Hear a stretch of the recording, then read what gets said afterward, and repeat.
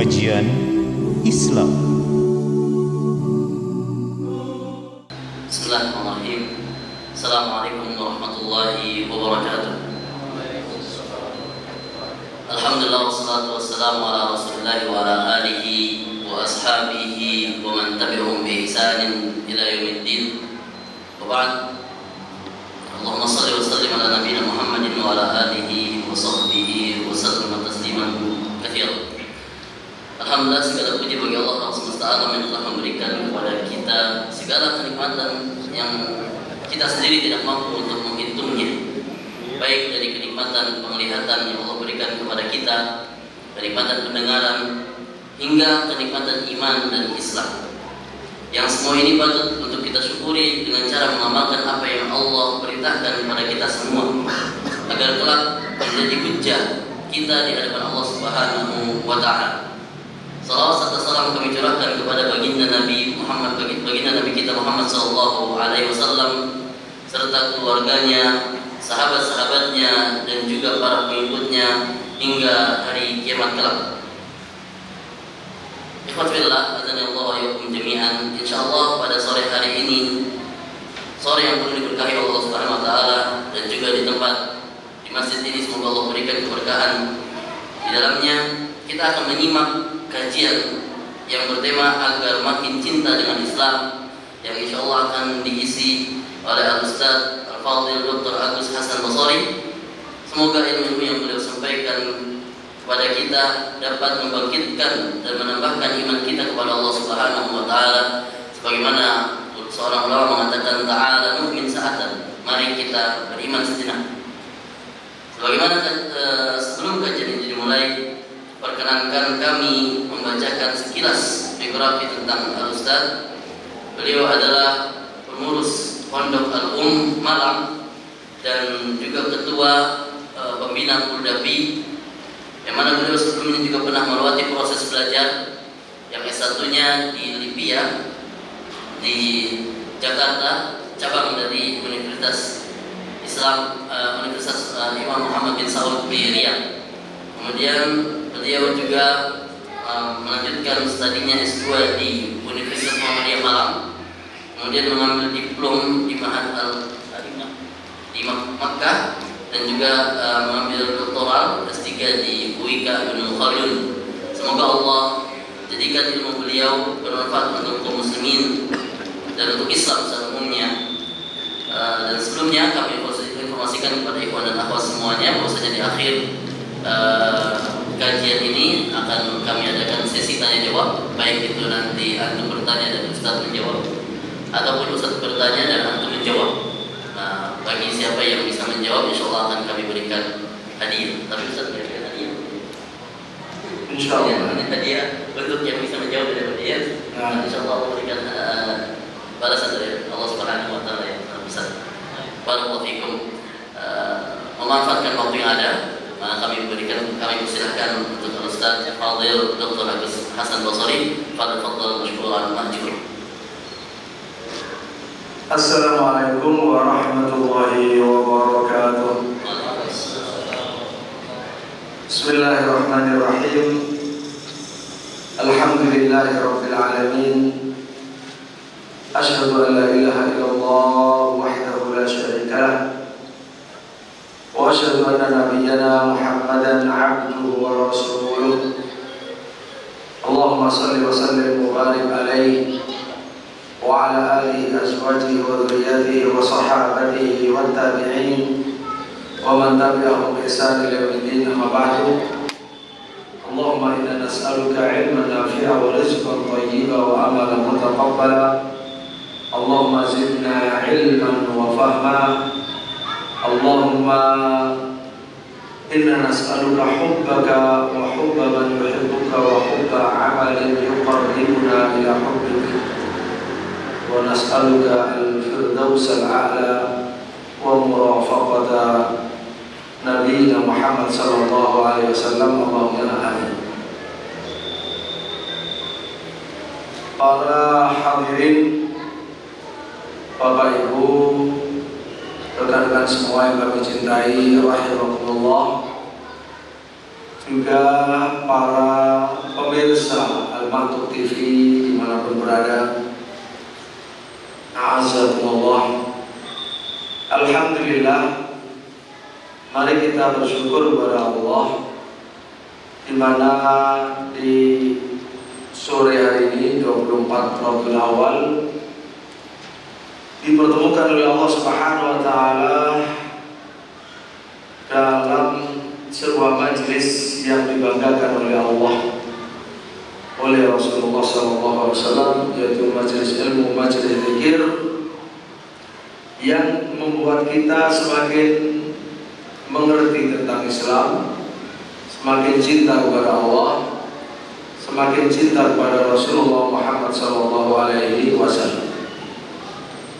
yaitu melalui tema sebagaimana yang ada di backdrop, yang ada di pengumuman, yaitu agar makin cinta kepada Islam, agar makin cinta kepada Islam. Ma'asyiral muslimin rahimakumullah, Bapak Ibu rekan-rekan semua.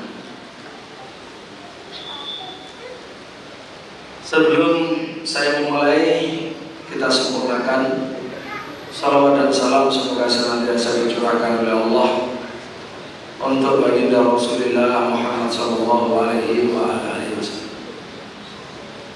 Bapak Ibu rahimakumullah, berislam itu harus dengan semangat.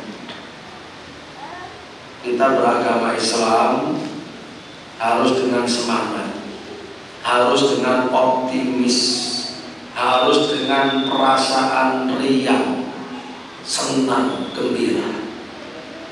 Tidak boleh beragama Islam dalam keadaan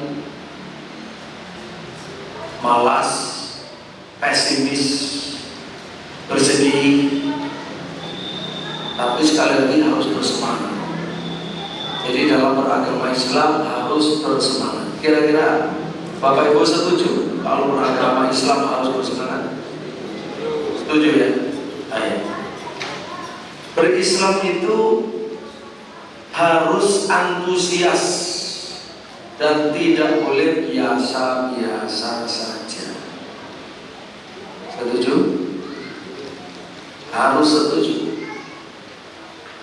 Harus setuju Bapak Ibu. Karena kalau biasa-biasa saja ya masih salah. Bagaimana kita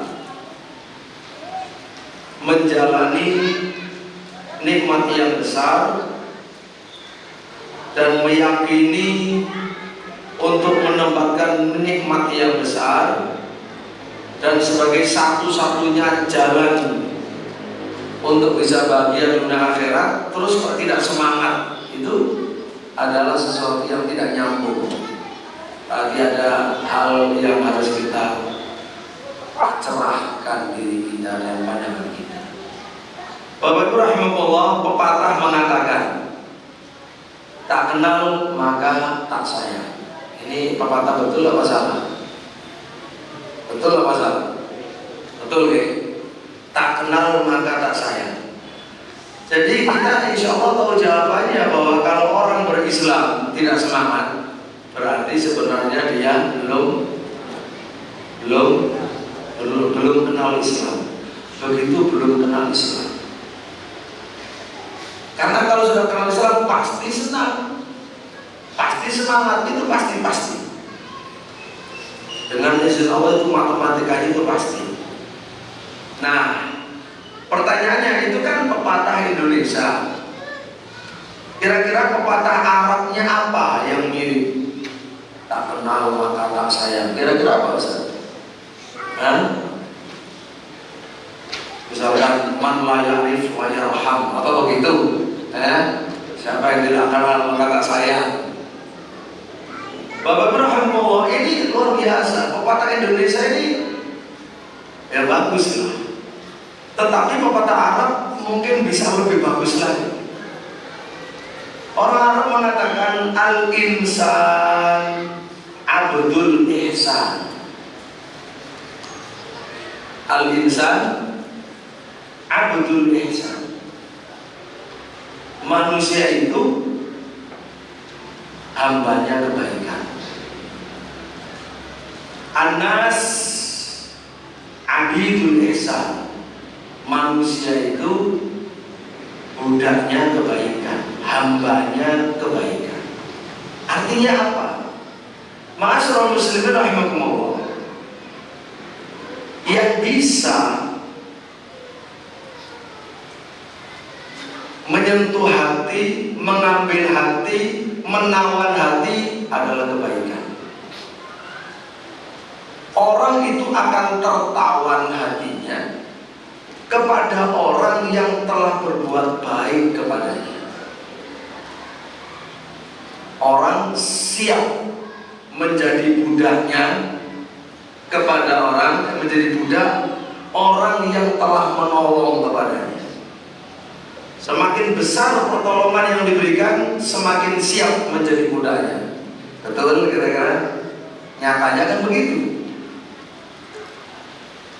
Luar biasa. Jadi kalau pepatah Indonesia masih ringan, tak kenal maka tak sayang, gitu aja. Tapi kalau pepatah Arab ini luar biasa Bapak Ibu. Manusia itu budaknya kebaikan. Siapa yang berbuat baik kepada seseorang, maka orang itu siap menjadi budaknya. Kalau kita renungkan betul, memang iya. Sehingga sampai dikatakan oleh seorang penyair, ahsin ilan nasi tasta'bid qulubahum fatalama ista'badal insana ihsan.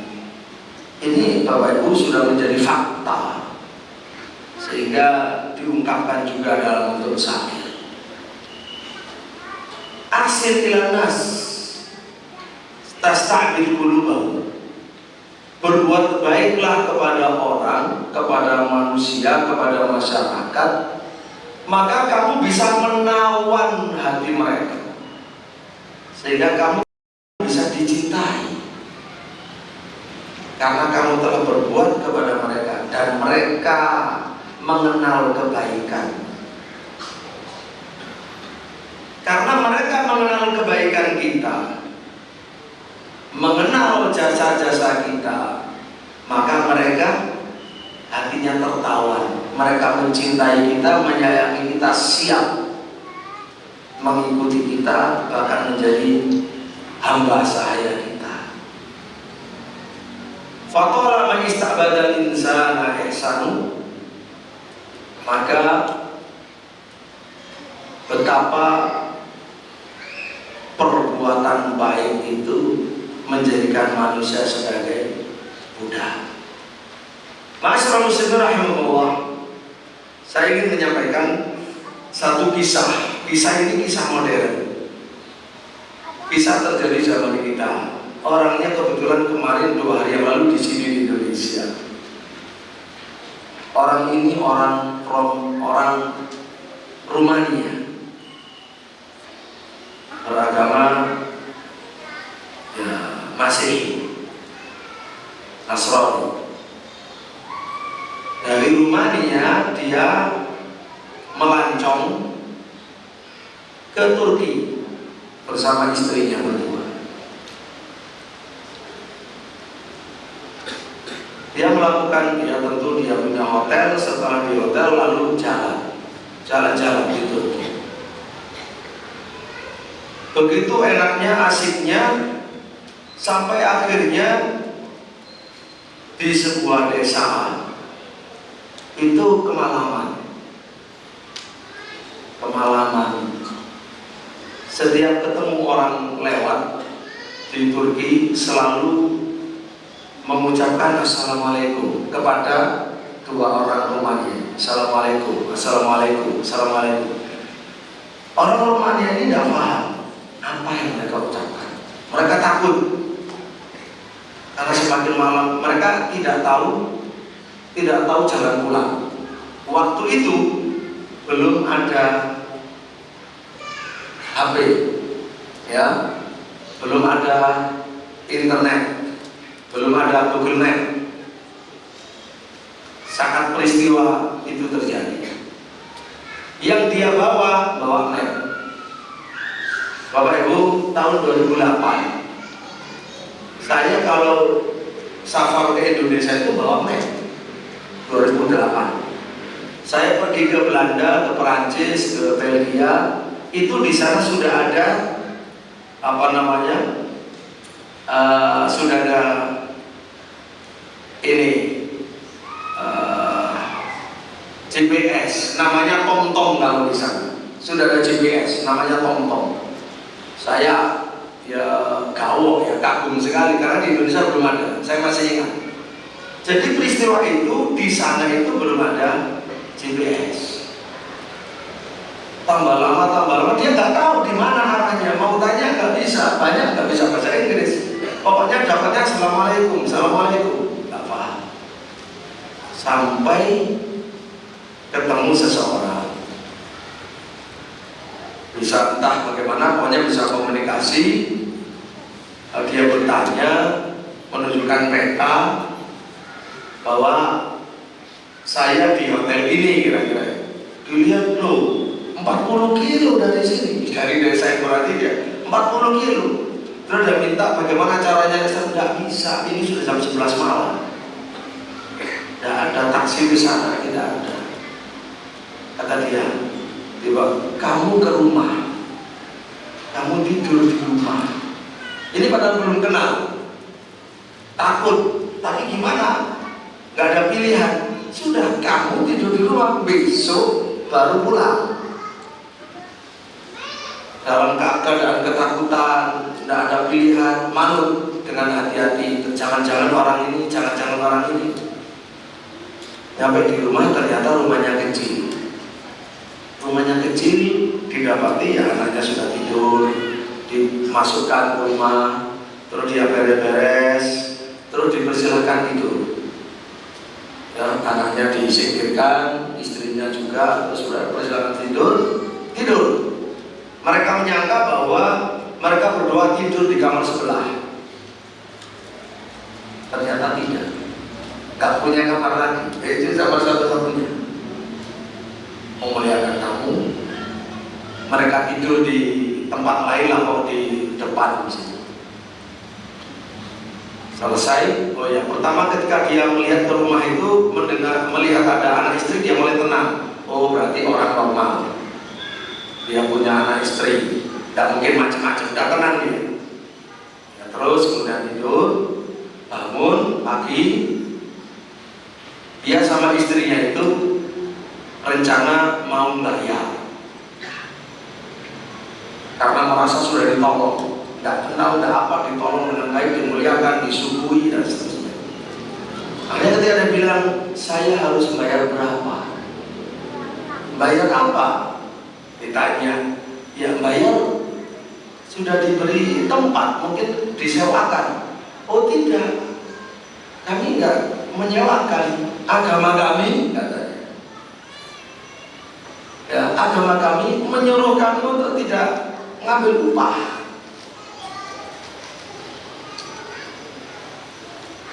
Kami murni menolong karena agama kami mengajarkan demikian. Padahal ini orang kafir. Bapak rahimahullah, subhanallah, begitu besar pertolongan itu sampai orang ini terenyuh, hatinya tergugah. Kemudian bertanya, agama apa agama Anda? Kami agama Islam. Kami orang Muslim, agama kami agama Islam. Begitu melihat akhlak Islam yang luar biasa, mengenali kebaikan Islam melalui orang Islam ini, sudah hati orang Romani ini, namanya Muhammad sekarang, dan doktor, panggilannya Doktor Muhammad Romani. Dia subhanallah menyatakan masuk Islam. Begitu tertarik mengenal kebaikan Islam melalui orang Islam, ya bagi dia di dunia dia, di negara dia tidak ada yang seperti ini. Ini agama apa yang mengajarkan, masya Allah, kemuliaan akhlak yang luar biasa. Kalau berahmullah, setelah dia masuk Islam, maka dia memutuskan. Dia juga tahu kan orang terdidik sekarang, Doktor Muhammad. Dia tahu bahwa Islam itu ternyata ya menjadi korban fitnah, ya, yang katanya radikal, teroris dan seterusnya. Akhirnya dia memutuskan untuk berdakwah dengan cara keliling Indonesia, keliling seluruh dunia dengan membawa spanduk Islam agama kedamaian, agama perdamaian. Bapak Ibu rahimahullah, sekarang Bapak Ibu tahu dia sudah mengunjungi beberapa negara untuk mensiarkan Islam agama damai. Sudah keliling ke 100 negara. Dan sudah banyak orang masuk Islam melalui dakwahnya. Dakwah, bukan taklim, dakwah. Kalau dakwah, siapapun muslim boleh berdakwah. Balighu anni walau ayat. Sampaikan walau satu ayat, walaupun satu hadis, walaupun satu nilai Islam. Sampai ke Indonesia. Nah, kemarin kan kita waktu pembukaan muktamar menghadirkan duta besar Sudan, Dr. Yasir Muhammad Ali. Dari beliau itu cerita pada saya, pada kami. Terus saya minta diberi linknya juga. Saya belum melihat, diberi nomor telepon apa enggak, diberi link YouTube-nya dan seterusnya.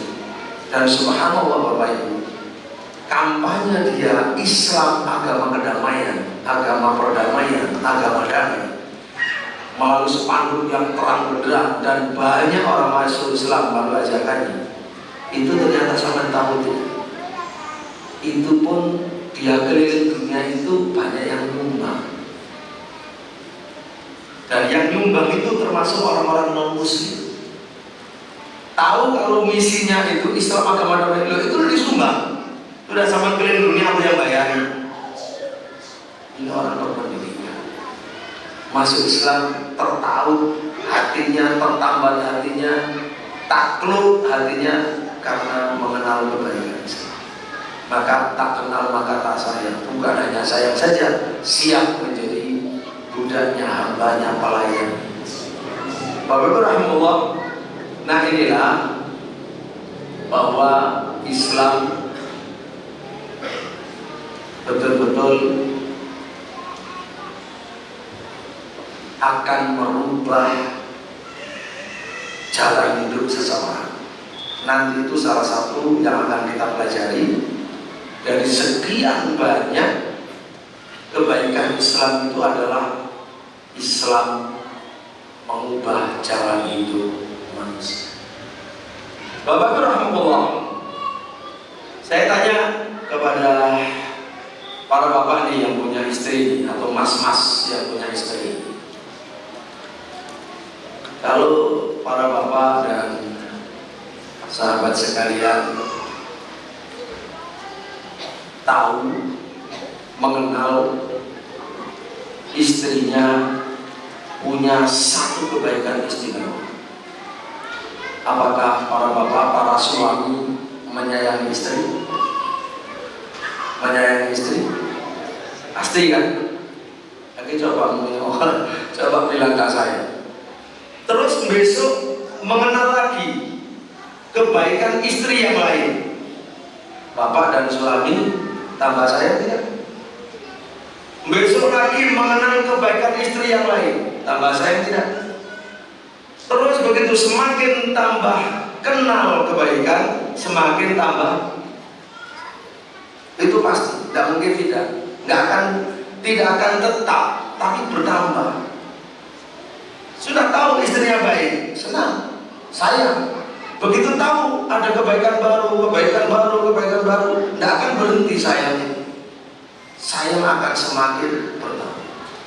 Begitu pula ibu-ibu yang sudah punya suami, ya dulu dia mau dinikahi, dilamar itu walaupun nggak punya uang, belum kerja, karena baik katanya. Ditanyakan juga baik, disaksikan baik, akhirnya mau. Setelah menikah, tambah kenal kebaikannya, Masya Allah, tambah lebih baik dari yang saya dengar ceritanya kemarin.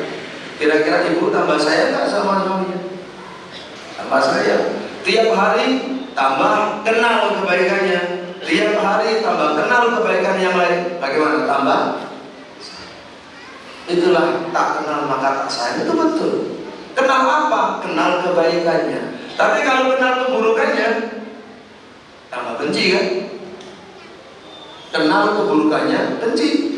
Kenal keburukannya lagi ya benci. Tambah buruk ya tambah benci gitu. Kira-kira begitu. Nah yang dimaksud kenal itu kenal kebaikannya. Tak kenal maka tak sayang. Tak kenal sebagai orang baik, dia nggak akan sayang. Dianggap orang biasa, dianggap siapa, nggak ada hubungannya. Begitu mengenal orang ini baik, jasanya banyak, mencintai umat, masyarakat dan seterusnya, orang pasti akan cinta. Bapak Ibu rahimahullah. Oleh karena itulah, ketika kita mengenal kebaikan Islam, oh ternyata agama Islam itu baik. Maka bagaimana kita beragama? Semangat. Tambah mendalami semakin baik. Kita tambah kenal Islam baik, Islam baik, Islam baik. Bagaimana kita tambah senang? Banyak sekali Bapak Ibu, kebaikan Islam itu yang telah menuntun orang non-muslim masuk Islam karena mengenal kebaikan Islam. Dan kebaikan Islam Bapak Ibu itu adalah tak terbatas, luas sekali. Nah tentu di dalam pengajian kali ini tidak mungkin mengenal semua kebaikan Islam. Yang paling tidak kita mengenal kebaikan beberapa yang kita detailkan, kita semakin paham, semakin hebat Islam, kita semakin cinta, itu pasti. Jadi apa yang saya sampaikan Bapak Ibu ini termasuk ilmu baru. Namanya disebut ilmu mahasinil Islam. Ilmu mahasin al-Islam. Ilmu tentang kebaikan-kebaikan Islam. Tema-tema seperti ini Bapak Ibu sangat-sangat penting bagi siapapun, bagi orang kafir supaya masuk Islam, bagi orang Islam supaya semakin cinta Islam, bagi orang yang sedang terkena Islamofobia, terkena penyakit takut kepada Islam, sudah terkena syubhat, katanya Islam itu jelek, begini, begitu, seterusnya. Begitu orang ini mendengarkan ilmu tentang mahasin Islam, itu bisa hilang. Kebencian itu hilang, diganti dengan kecintaan. Apa itu mahasin al-Islam? Bapak Ibu rahimahullah, mahasin al-Islam itu adalah mazaya al-Islam, khosais al-Islam, fadail al-Islam. Mazaya al-Islam, khosais Islam, fadail Islam, keistimewaan Islam, keindahan Islam, keutamaan Islam, bahkan keagungan Islam dalam segala bidang. Dalam segala bidang, mau bidang akidah, mau bidang syariat, mau bidang akhlak, semakin kita mengenal kebaikannya, kita semakin cinta. Berislam semakin bersemangat.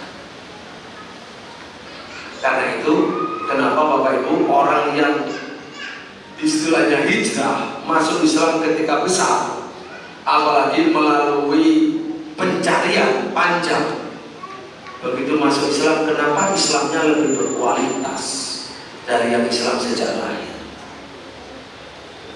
Karena bedanya, yang sejak lahir biasa-biasa saja.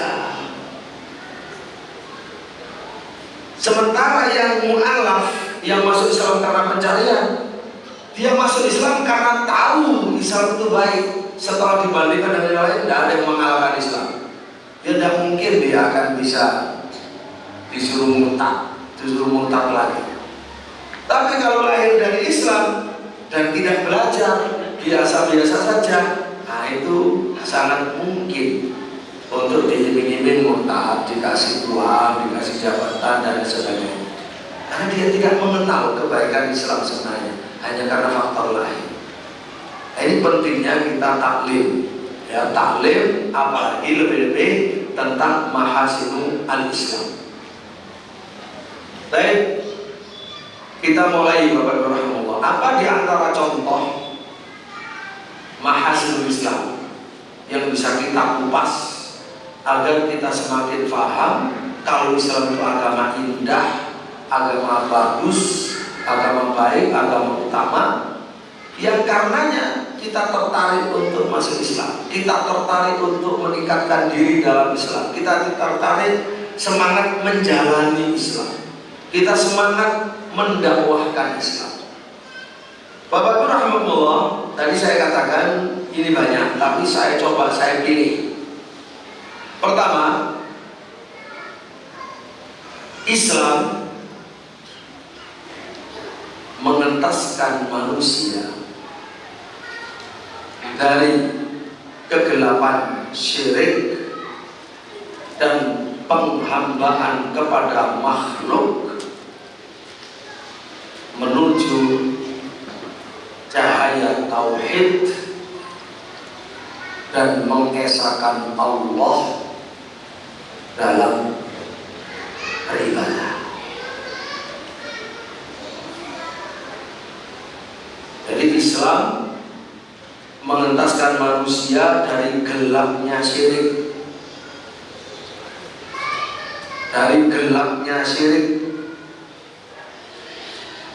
dari penyembahan kepada makhluk, dilintaskan menuju tauhid, cahaya tauhid yang terang benderang, dan dilintaskan menuju mengesahkan Allah dalam ibadah. Bapak Ibu, artinya apa di sini? Begini, Islam itu bercahaya, terang benderang, luas, adil. Siapa yang tidak suka kalau berada dalam terang benderang, berada dalam jalan yang lurus, berada dalam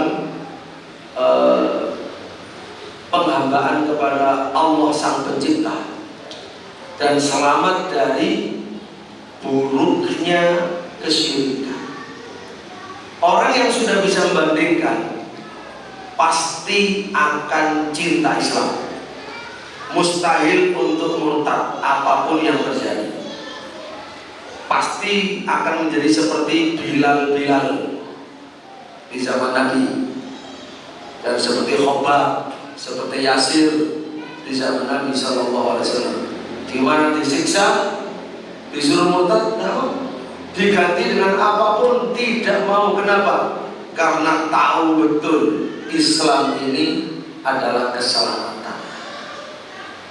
Di luarnya berarti kehancuran. Dia diajak untuk menjadi orang binasa, dia nggak mau. Walaupun disiksa, karena dia tahu bahwa kebaikannya itu abadi, kebahagiaannya abadi. Orang yang tahu jalan hidupnya menuju Allah, menuju surga, tidak mungkin mau dan rela diganti dengan yang lain apapun. Ya, dengan diiming-iming, dengan diancam, tidak mungkin, mustahil.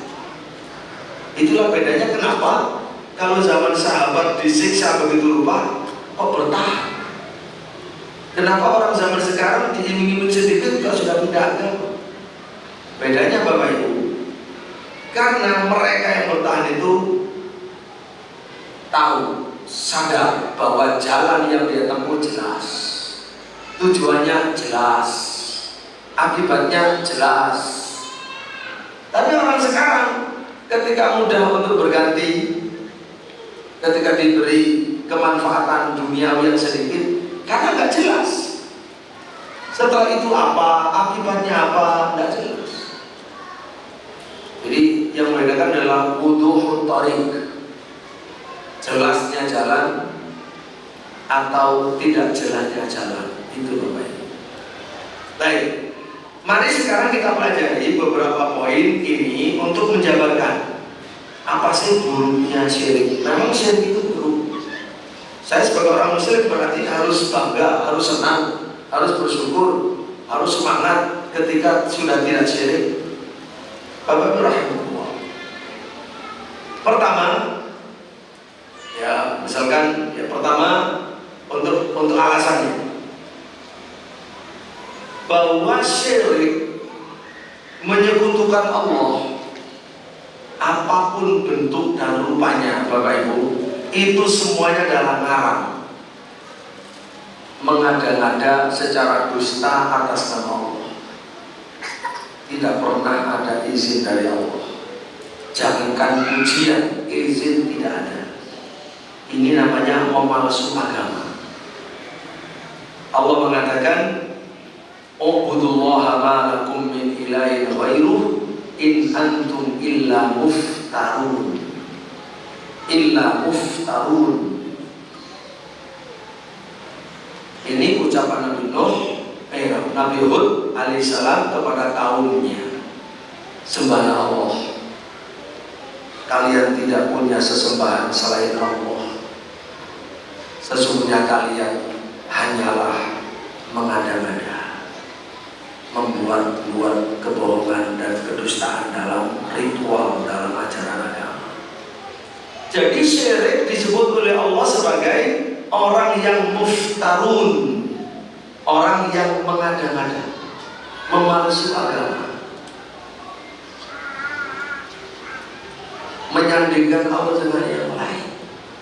Ini kata Allah muftarun, iftira, berdusta.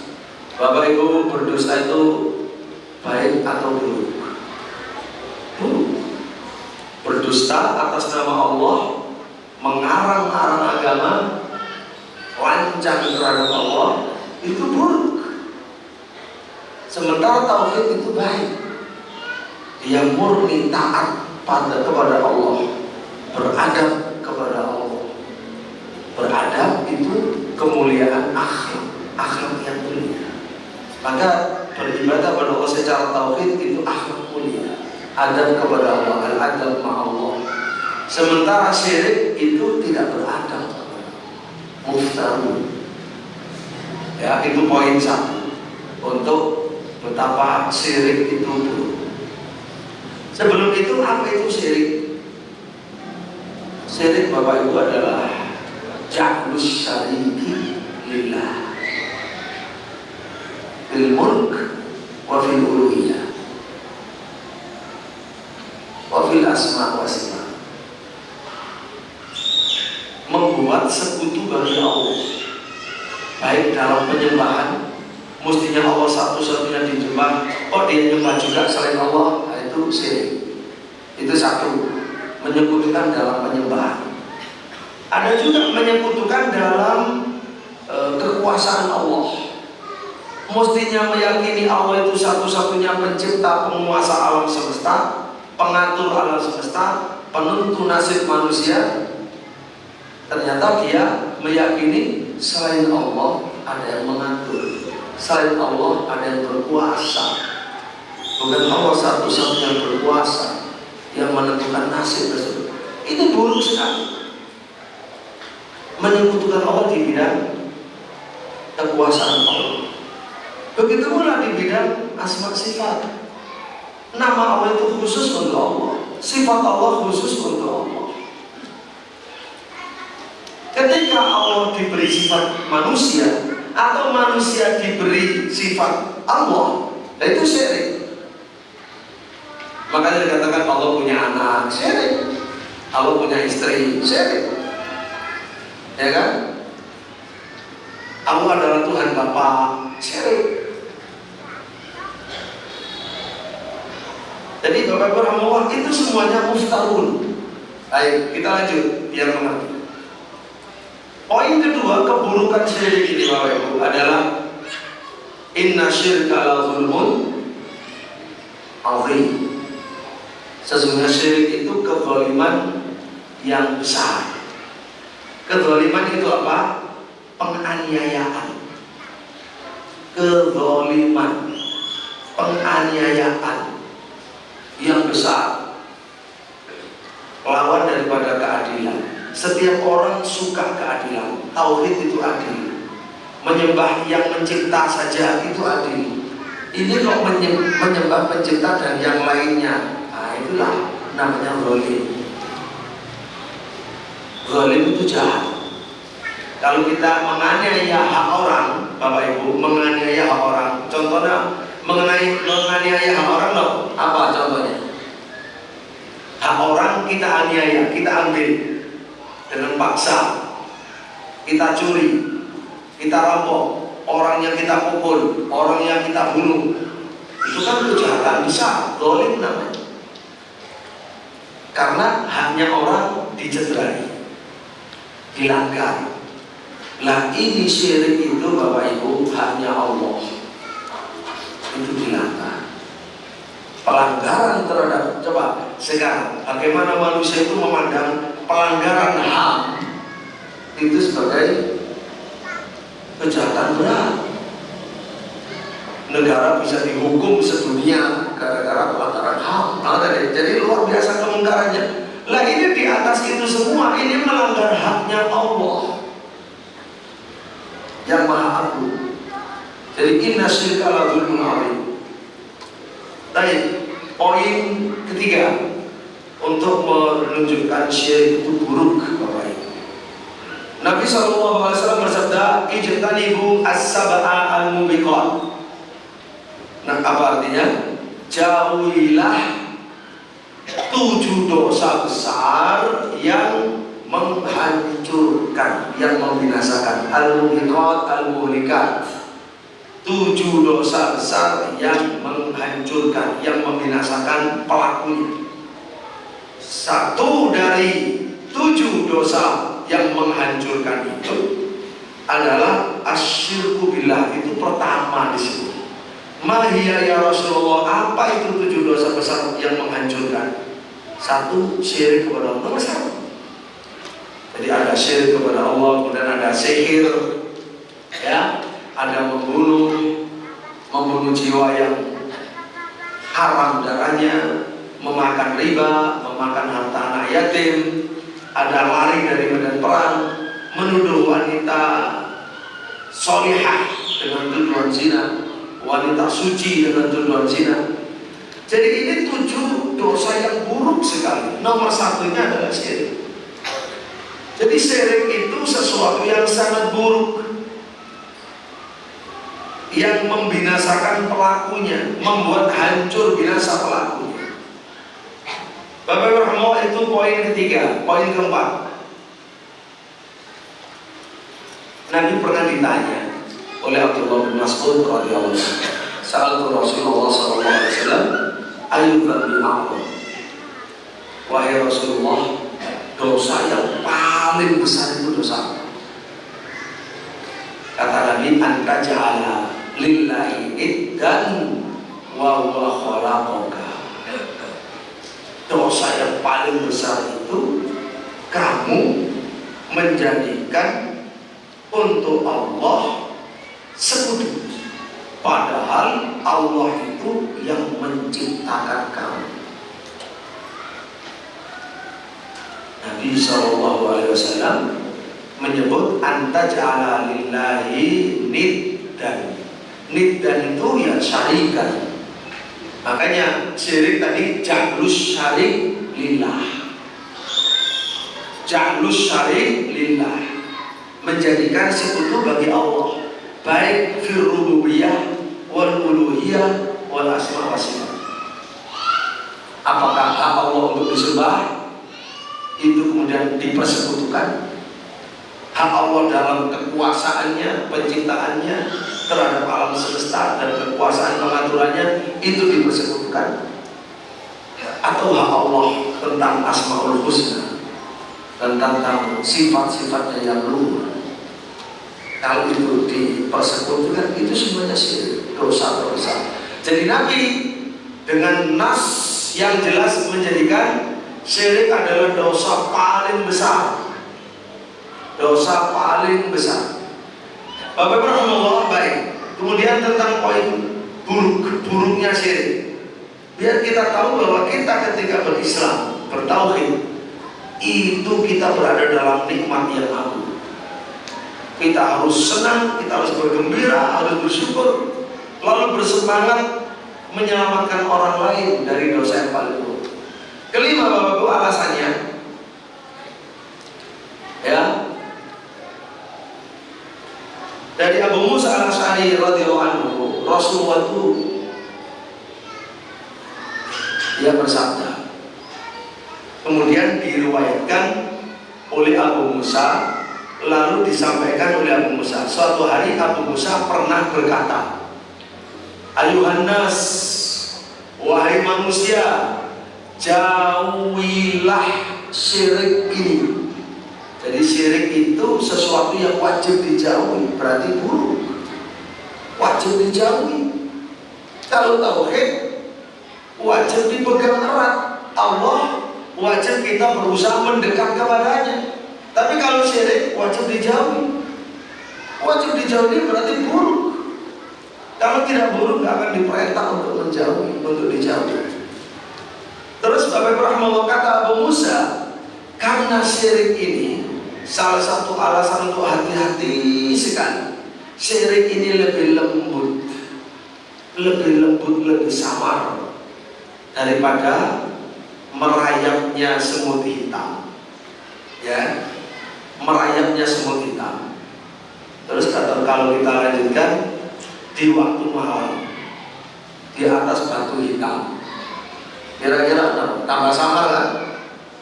Semut itu kecil, warnanya hitam, berjalan di atas batu hitam di malam yang gelap, semakin tidak terlihat. Bahaya sekali, halus sekali. Jadi syirik ini sangat buruk karena diperintah oleh Allah, oleh Nabi SAW untuk dijauhi sejauh-jauhnya, waspada terus-menerus karena sangat samar. Baik, Bapak-Ibu rahimahullah, akhirnya di sini diajari, nggak apa-apa, coba ini kita hafalkan doa bersama, ya, doa kita hafalkan bersama.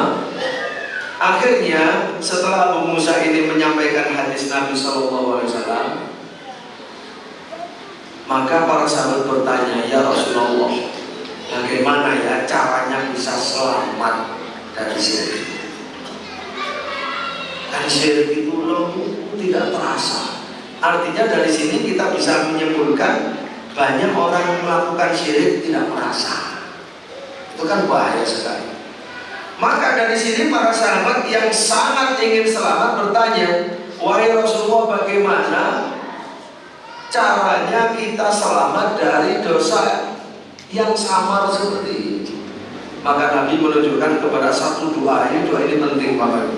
Kata Nabi, ucapkan begini, doa untuk menghapus semua syirik-syirik yang tidak terlihat, yang tidak tampak itu. Kata Nabi SAW, coba dengarkan, nanti ditirukan.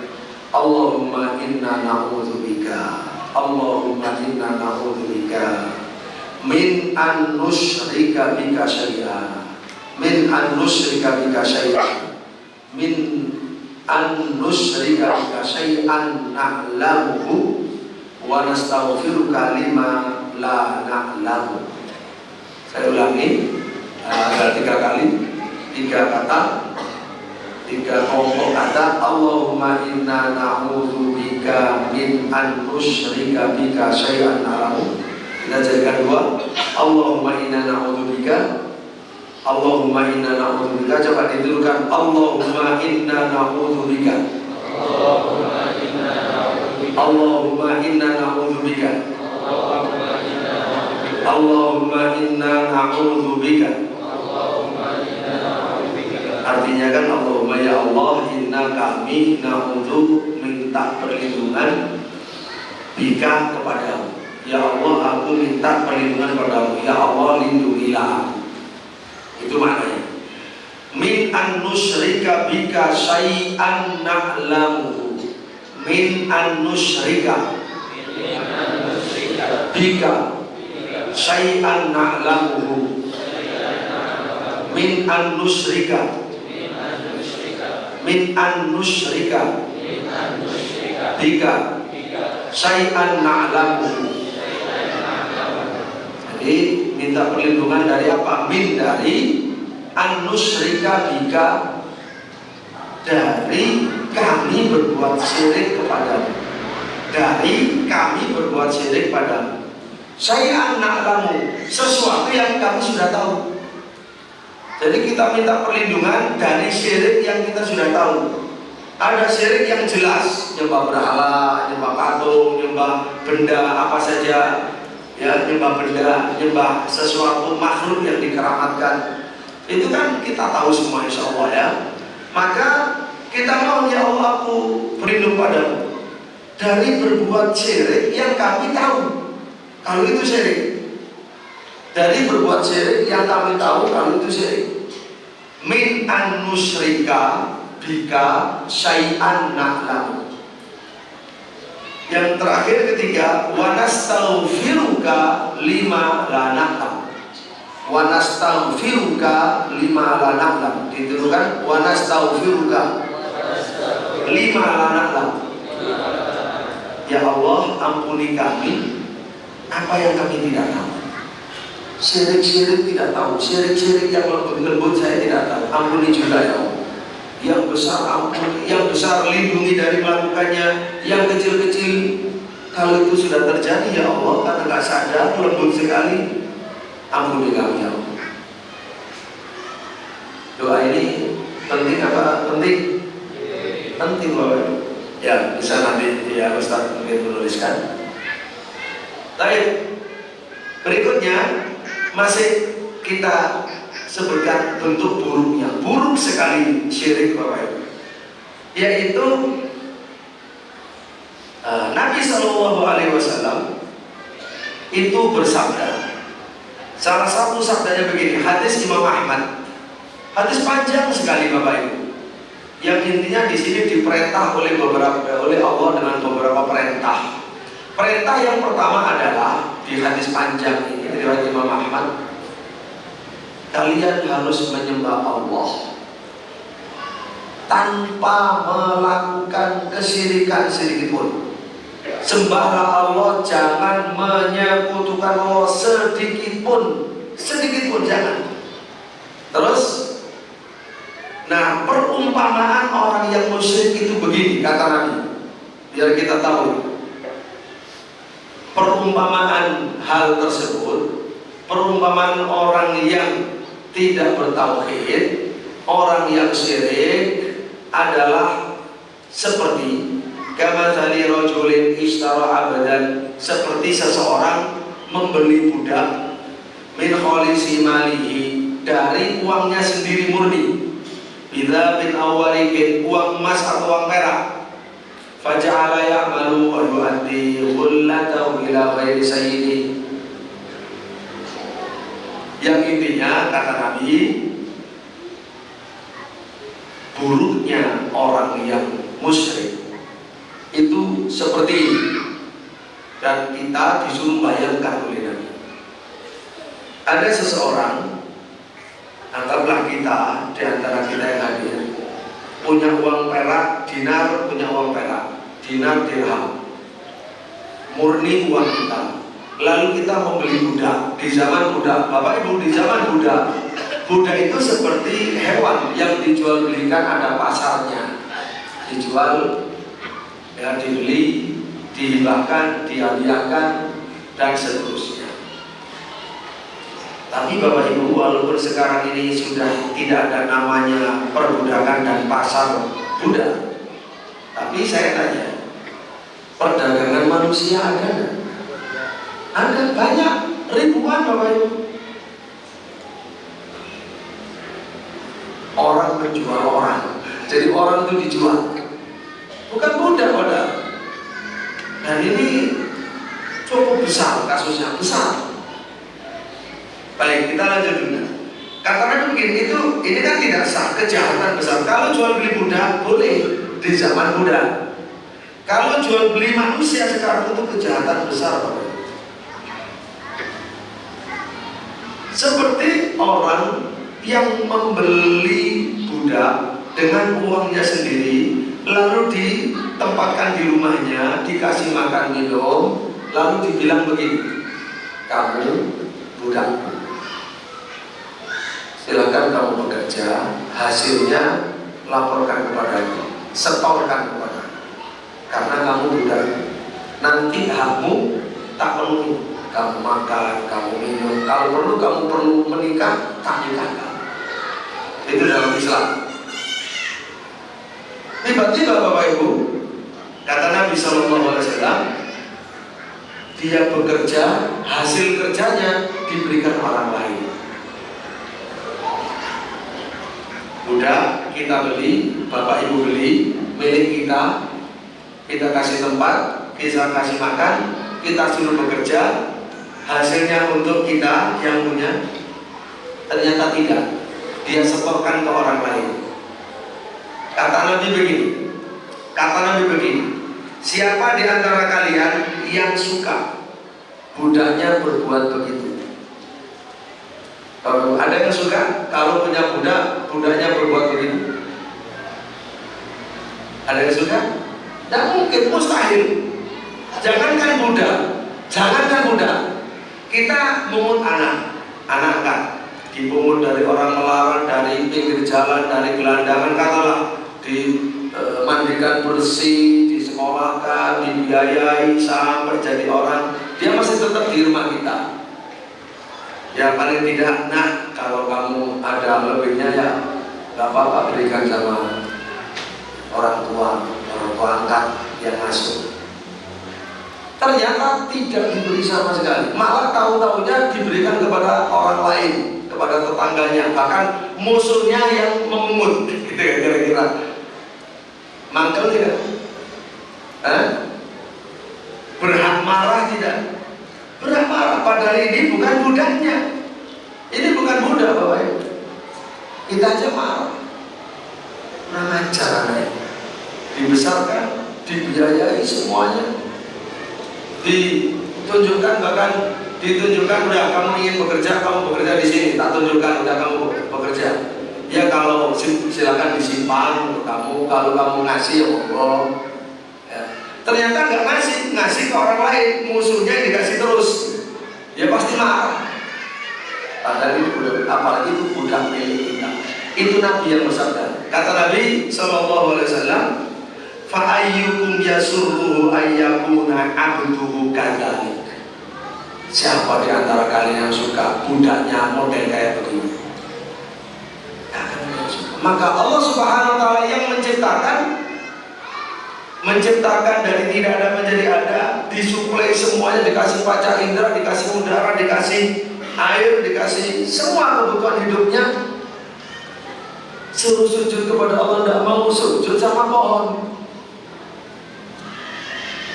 Gimana? Kan ini namanya syirik. Suruh terima kasih pada Allah, tidak mau.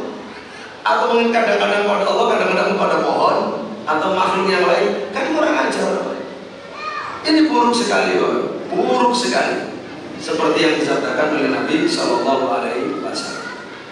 Baik, Bapak Allah, termasuk bentuk buruk yang ketujuh adalah apa yang dilakukan Nabi SAW ketika Nabi berhasil membuka kota Mekah, menaklukkan penduduk Mekah.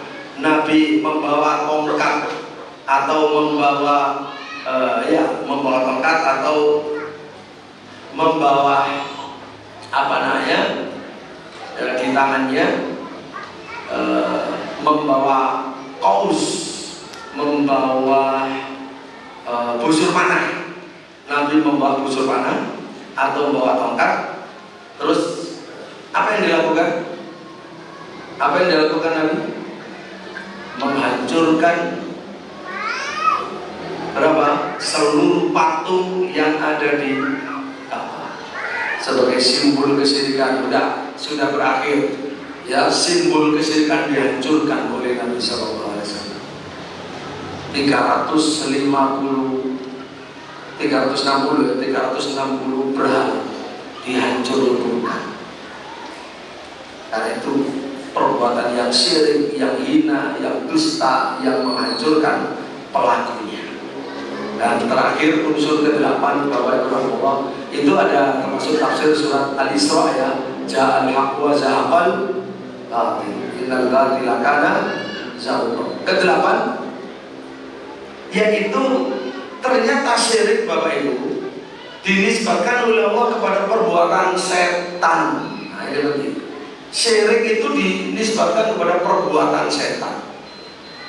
Di mana Nabi SAW bersabda, Inni khalaqtu ibadi hunafa'a kullahum wa innahum atathum asyayatin fajtalathum aw fa'adallathum an dinihim wa haramat alaihim ma ahaltu lahum wa amaratuhum an yusyriku bi ma lam unzil bihi sultana. Kata Allah, aku itu menciptakan manusia lurus, hanif. Hanif itu condong kepada tauhid. Bapak Ibu, kenapa dikatakan hanif? Hanif itu condong pada tauhid. Itu artinya ada yang menarik-narik agar orang itu jauh dari tauhid. Karena dia hanif, tidak mau, tetap condongnya pada tauhid.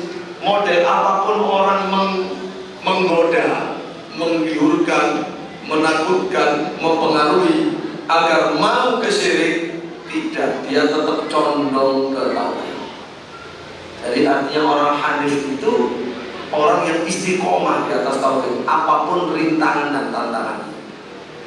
Jadi semuanya diciptakan oleh Allah di atas tauhid hanif. Terus didatangi oleh setan. Lalu setan itulah yang menyesatkan mereka dari tauhid. Kata Nabi SAW. Kemudian setan itu mengharamkan atas mereka apa yang dihalalkan oleh Allah dan memerintahkan mereka untuk berbuat syirik kepada Allah, sesuatu yang tidak pernah Allah turunkan keterangannya, izinnya dalam Quran maupun dalam Sunnah. Jadi Bapak Ibu rahimahullah, itulah. Jadi kalau kita faham betul kenapa kita menjadi muslim yang bertauhid, kemudian tahu ternyata di luar sana banyak syirik, kita itu subhanallah merasa senang, bergembira, bersyukur dan bersemangat untuk berdakwah tauhid agar orang lain selamat, karena betapa buruk orang yang jatuh dalam syirik.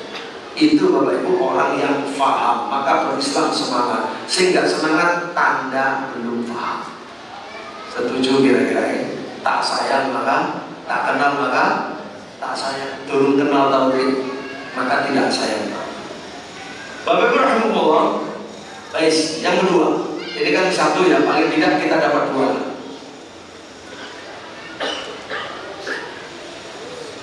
Yang kedua Bapak Ibu, apa keindahan Islam?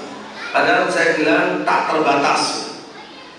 Keindahan Islam itu, Islam ternyata betul-betul bisa mengubah kehidupan seorang atau satu bangsa.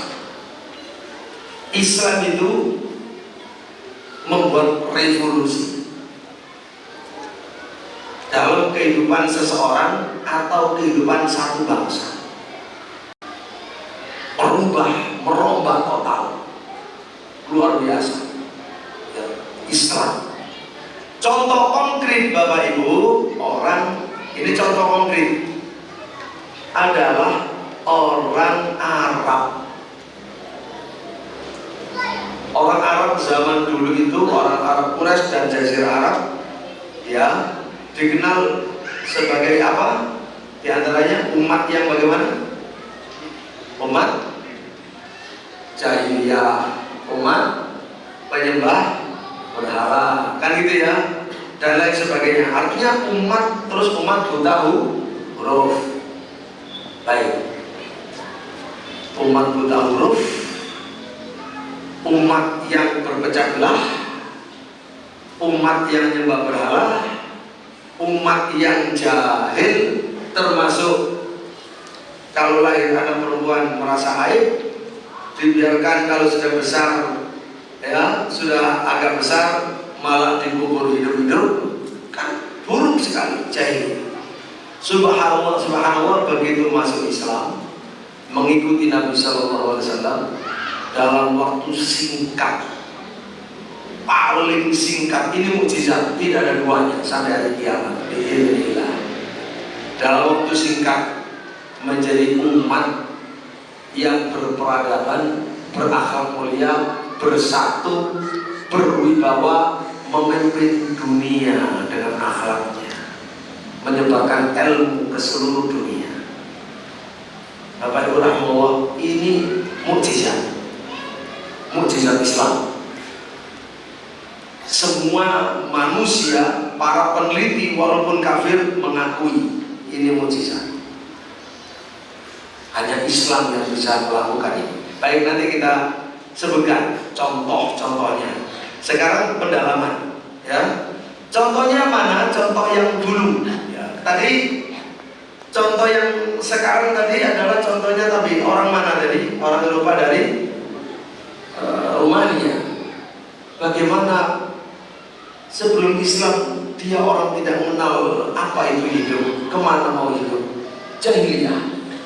Begitu tersentuh Islam langsung bagaimana dia ingin juga bisa menyelamatkan orang lain sebagaimana dirinya terselamatkan. Keliling nggak tahu-tahu, keliling dunia, sudah 100 negara. Kemarin di Indonesia, kemudian terus kemana, mau ke Australia, jadwalnya dia mau ke Australia. Bapak Ibu rahimahullah, contohnya adalah ya singkat-singkat, gak bisa panjang-panjang. Contohnya adalah Ja'far bin Abi Thalib radhiyallahu anhu beserta seluruh sahabat Nabi yang pergi hijrah kemana? Sebelum ke Mekah, hijrahnya kemana? Ke nyebrang laut, ke benua lain. Ke negara mana Bapak Ibu? Abasyah, Ethiopia, nyebrang dari Jazirah Arab ya di Asia nyebrang ke benua lain, menyelamatkan diri. Itu luar biasa revolusi. Bagaimana revolusinya? Kita ambil saja pengakuan Ja'far, deskripsi Ja'far di hadapan Raja Najasyi. Raja Najasyi bertanya, kalian ini siapa? Dijawab, ya kami ini kaum jahiliyah. Kami ini dulu kaum jahiliyah, menyembah berhala, memakan bangkai, melaksanakan perbuatan keji, memutus tali silaturahim, dan berbuat buruk kepada tetangga. Terus prinsip kami waktu itu yang kuat memakan yang lemah. Jadi Bapak Ibu, yang kuat memakan yang lemah itu prinsip jahiliyah. Sekarang ada tidak? Ada. Ya, yang kuat memakan yang lemah itu ada. Itu prinsip jahiliyah dulu. Yang sudah dibabat habis oleh Nabi SAW.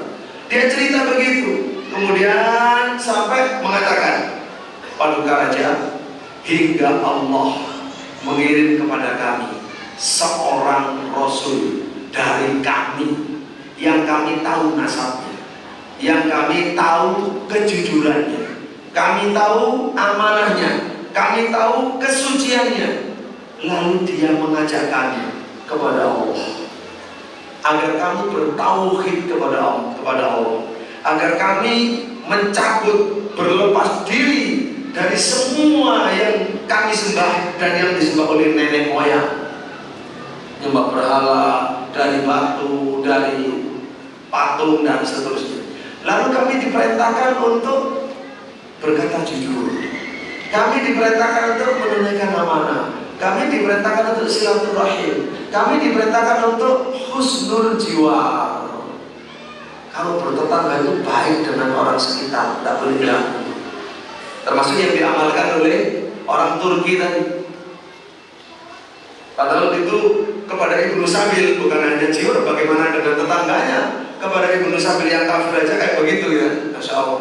Kita husnul jiwar, wal kaf anil mahal wa dima, dan kami tidak boleh melakukan yang haram dan tidak boleh sampai melukai dan membunuh orang. Kami dilarang memakan harta yatim, kami dilarang menuduh orang wanita berbuat zina. Kami diperintah menyembah Allah saja semata tanpa menyekutukannya dengan apapun. Kami diperintah sholat, diperintah zakat, diperintah puasa dan seterusnya. Luar biasa Bapak ya. Bagaimana sahabat Ja'far dan lain-lain itu berubah total dari yang jahiliyah. Jahiliyah itu isinya adalah rodail, Radhail itu kehinaan-kehinaan, mulai daripada syirik, kekejian, ucapan dusta, makan yatim, anak harta yang yatim, menuduh zina, kemudian melaksanakan yang haram-haram, yang kuat memakan yang lemah, dan seterusnya. Berubah total menjadi nilai-nilai Islam, nilai tauhid, nilai kejujuran, nilai amanah, nilai silaturahim, nilai husnul jiwar, dan seterusnya. Dan ini Bapak Ibu juga disampaikan oleh Abu Sufyan di depan Kaisar Romawi, namanya siapa? Heraklius, Herakl. Saat ditanya ya tentang, saya dengar katanya ada orang ngaku jadi nabi, itu siapa, dan seterusnya, apa yang dia perintahkan. Subhanallah, sama persis. Yang ini yang cerita muslimnya Ja'far dan lain-lain, termasuk di situ kan ada Sayyidina Utsman dan anak putrinya Rasul. Lah yang ini yang cerita Abu Sufyan masih kafir, sama persis. Itulah dakwahnya Nabi. Ar-Radhail diganti dengan Al-Qiyam, nilai-nilai yang mulia. Bapak Ibu rahimahullah. Oleh karena itulah, terus ini terakhir, biar ada pertanyaan. Ini penting. Kalau kita lanjutkan kesaksian dari ulama ya jelas, tapi sekarang kita ingin kesaksian dari orang kafir. Kesaksian dari para orientalis. Tidak perlu dihafalkan, tapi cukup didengar, dipahami saja. Orang-orang besar, orang hebat, orang Inggris, ahli sejarah, yaitu H.A.R. Gibb, orang Inggris, sejarawan Inggris. Dia bilang begini, sejarah membuktikan bahwa kisah Muslim fanatik, kata dia, kisah Muslim yang kuat akidahnya, yang disebut fanatik, yang menembus dunia, dan kekuatan Islam dengan ancaman perang atau mati, perang atau mati, ya, atas perebutan bangsa-bangsa, adalah suatu kisah lama yang tidak masuk akal, dan paling fantastis yang takkan pernah terulang dalam sejarah. Yang membuat begitu hanya Islam. Tidak bisa. Terus kita lanjut. Masih kata dia, Islam lebih jauh masih memiliki rekaman keberhasilan semacam itu dalam menyatukan masyarakat atas persamaan status. Bagaimana masyarakat Arab yang terpecah belah disatukan oleh Islam. Islam itu mempersatukan, Bapak Ibu, bukan memecah belah. Kalau ada yang memecah belah itu orang lain yang punya agenda, bukan Islam. Ya. Kemudian lanjut kata dia ingin memberi solusi kepada negara Barat. Bila pertentangan antara bangsa-bangsa di Barat, kata dia jangan bicara zaman sekarang. Jika pertentangan antara negara bangsa-bangsa Barat dan Timur ini terus perang, terus bertentangan, akan digantikan dengan kerjasama. Kalau ingin diganti dengan kerjasama, tidak bisa tidak. Islam harus ada sebagai perantara. Dia tahu nilai Islam itulah yang mempersatukan bukan hanya umat Islam, antar bangsa, karena keadilannya. Itu nggak bisa diragukan, nilai Islam harus hadir sebagai perantara. Kemudian dia melanjutkan, dalam Islam ini orang kafir Bapak, tapi karena belajar. Nah, coba saya bisa bayangkan, kalau orang Muslim mengerti ini, kira-kira agamanya biasa-biasa, luyu, lemes, sedih, atau semangat? Semangat. Loyo apa semangat? Pasti semangat. Dakwah juga semangat. Dia nggak takut. Karena yang diharapkan lebih besar di hadapan Allah Subhanahu wa Ta'ala. Dia tidak takut kehilangan uang, pekerjaan, apa saja. Karena ada yang lebih besar di hadapan Allah. Dia iman. Jadi di dalam Islam terdapat jalan keluar yang sangat luas. Kayak pemeruh, kayak orang tahu, kayak lebih tahu dari umat Islam. Itu hasil teraah. Soal iman itu nomor 2 ya. Itu lain lagi. Tapi ini soal keilmuan. Dalam Islam terdapat jalan keluar yang sangat luas bagi masalah yang dihadapi Eropa dan hubungannya dengan Timur. Solusinya ada di Islam. Kalau Islam sebagai solusi kok dimusuhi, obatnya malah dibuang. Obatnya dianggap racun malah diuntal, kan tambah mati orang. Ya, diuntal ngerti nggak ya? ditelan gitu ya. Dia tak mengerti orang. Nah, Islam disebut sumber teroris. Nah, gimana? Wong ini gizinya kok dimusuhi, ini obatnya kok dimusuhi. Bapak rahimahullah baik. Dua saksi. Jadi pertama HARG.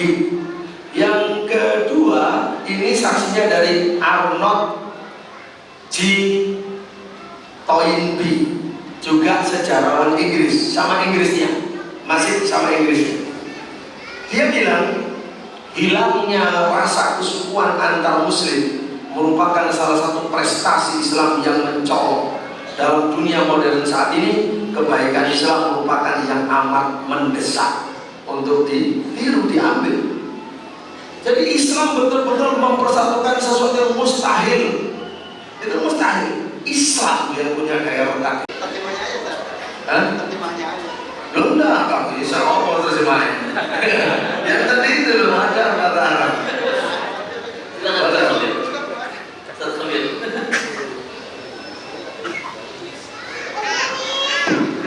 Anas Abidul Ihsan. Anas Abidul Ihsan atau Al-Insan Ada 3. Abdul Ihsan. Alas, Pakul katanya. Jazakallah khairan. Ya, Al-Insan Abidul Ihsan. Anas Abidul Ihsan. Nah,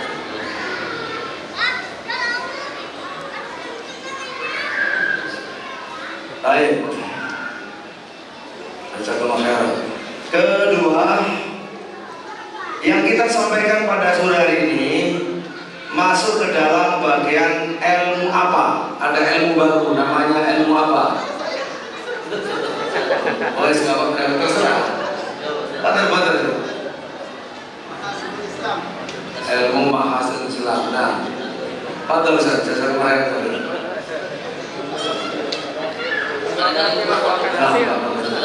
Mungkin ada yang Al-Fawad yang mudah sekali ya. Tadi Islam membandingkan, jadi Islam membuat revolusi dalam hidup orang maupun bangsa. Hal ini dideskripsikan, diterangkan diantaranya oleh siapa, di hadapan raja siapa, oleh siapa dan di hadapan raja siapa. Di situ dikomparasikan dulu dia jahiliyah bagaimana, terus Islam bagaimana. Siapanya saja, guys, nggak usah bagaimana ya. Siapa di hadapan siapa? Apa? Mic-nya nyala.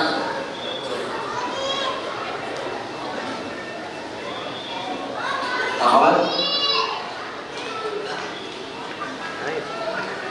Kalau enggak kita ganti, ada prinsip al-qawiyyu minna yaqulu dhaif. Al-qawiyyu minna yaqulu ad-dhaif. Itu apa artinya? Dan prinsipnya siapa? Artinya prinsipnya orang yang bagaimana? Oh, Masya Allah. Gak apa-apa, silakan. Ada. Oh, betul. Betul. Boleh silakan. Maju. Masya Allah. Masya Allah. Ya silakan maju di sini. Gak apa-apa. Di sini sampai bisa. Betul sini. Ya. Ini menjadi semangat baru ya. Ya. Masya Allah. Mana? Silakan pakai minyak.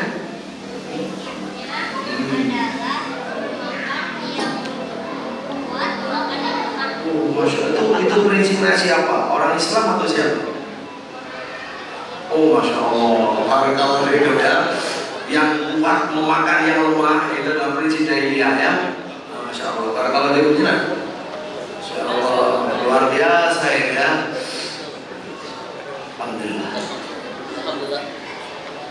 Alhamdulillah, inilah yang bisa kita sampaikan.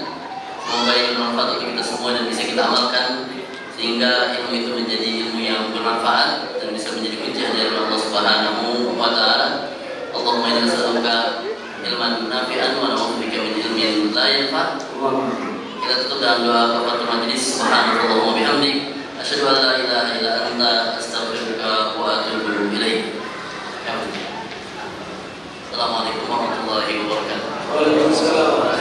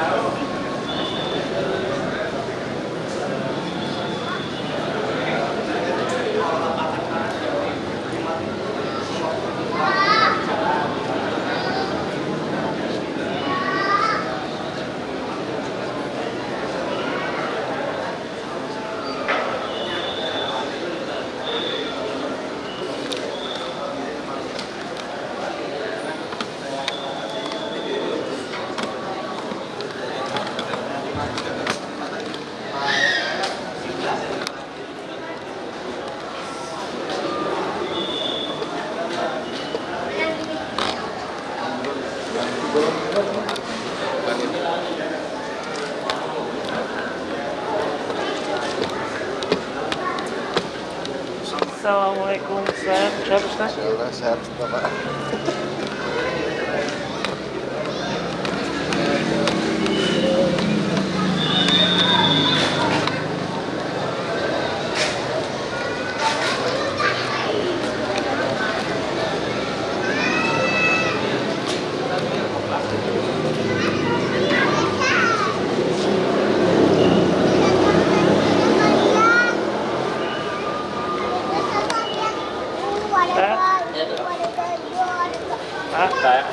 Kayak air minum. Apa ya? Nggak ada kayaknya mah. Kayaknya. Apa? Ayo.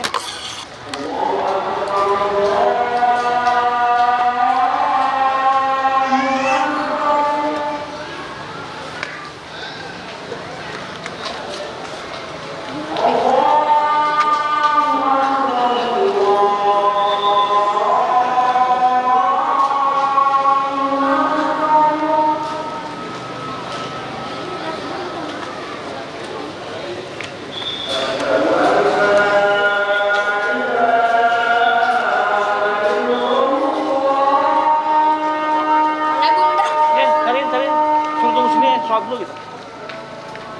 Bisa? Tasnya di mana? Kita ambil ya sekarang.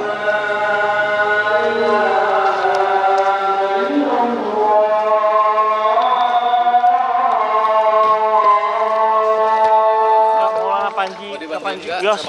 Jangan. Ya, jangan, nggak usah. Aku nggak mau bagi-bagi pahala. Asyhadu anna Muhammadar Rasulullah.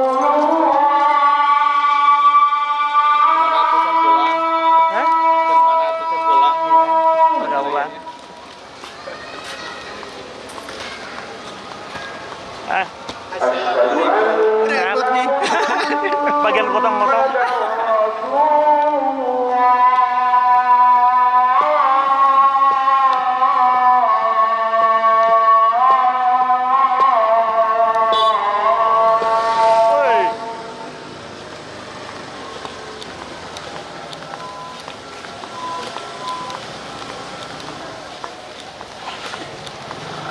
Hayya 'alas shalah.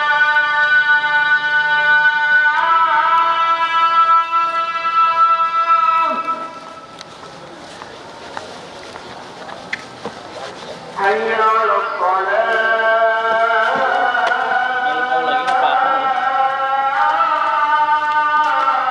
Mau nggak dibantuin?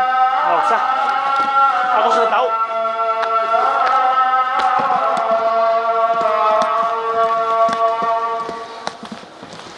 Rizky, mana Rizky? Rizky, kamu kemana? Ki, itu bukannya ada rodanya, Ki? Orang dijadikan satu, kenapa? Satu status di hadapan Allah saja. Kullukum wahid, kullukum min Adam, wa Adam min turab, kan itu? La fadla illa bittaqwa. Semua kalian sama, semua dari Adam, Adam dari tanah. Tidak ada keutamaan kecuali dengan takwa. Bapak rahimahullah, baik.